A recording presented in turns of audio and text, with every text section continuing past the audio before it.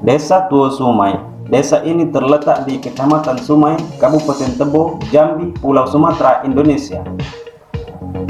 Adapun luas desa ini 17.661 hektar dan tercatat 420 hektar luas pemukiman warga dan terus berkembang.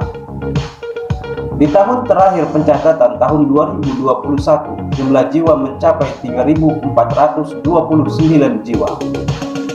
1.802 jiwa laki-laki, 1.627 jiwa perempuan. Mayoritas penduduknya bekerja sebagai petani atau pekebun sawit dan karet. Dan masyarakatnya 90,9% mendominasi agama Islam.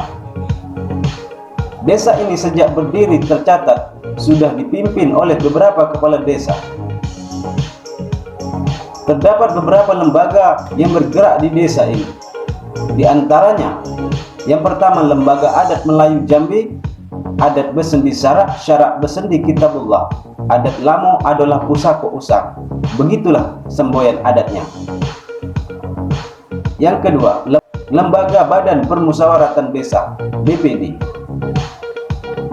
3. Lembaga Pemberdayaan Masyarakat. 4. Lembaga Rukun Tetangga, RT.